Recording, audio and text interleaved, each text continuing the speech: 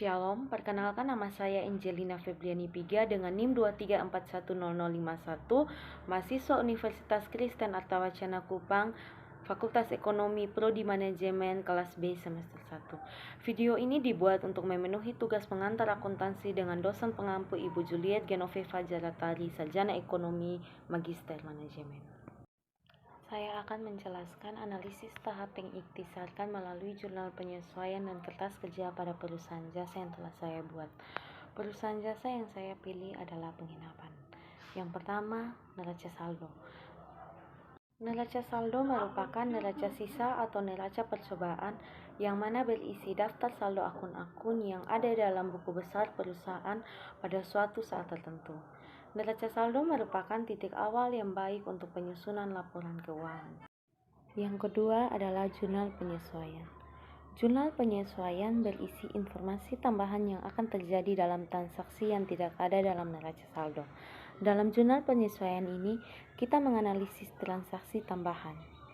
Contohnya adalah perlengkapan pernikahan yang masih tersedia sampai akhir periode sebesar 2 juta rupiah. Kita masukkan ke dalam tabel jurnal penyesuaian dengan nama akun. Beban perlengkapan dimasukkan ke dalam sisi debit, sedangkan perlengkapan dimasukkan ke dalam sisi kredit. Begitupun selanjutnya sampai mendapatkan hasil debit dan hasil kredit yang balance. Yang ketiga adalah neraca lajur. Neraca lajur dibuat setelah penyusunan jurnal penyesuaian berdasarkan tahapan siklus akuntansinya. Pada neraca lajur berisikan kolom kode akun, nama akun, neraca saldo terdiri dari debit dan kredit, penyesuaian terdiri dari debit dan kredit, setelah disesuaikan terdiri dari debit dan kredit, laporan laba rugi terdiri dari debit dan kredit, dan neraca terdiri dari debit dan kredit. Yang keempat adalah laporan laba rugi.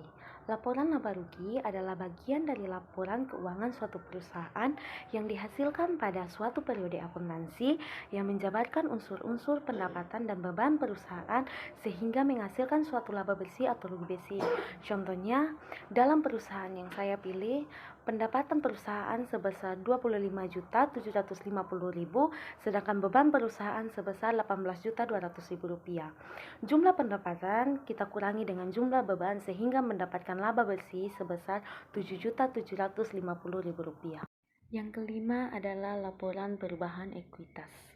Laporan perubahan ekuitas adalah laporan perubahan yang berisi tentang perubahan modal pada periode tertentu.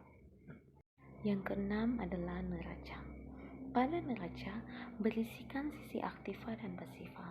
Yang termasuk sisi aktiva adalah akun-akun yang ada dalam kolom neraca yang bernomor akun 1, sedangkan yang termasuk dalam pasiva adalah akun-akun yang ada dalam kolom neraca yang bernomor akun 2 dan 3. Dan kita menggunakan modal akhir yang ada pada laporan perubahan ekuitas.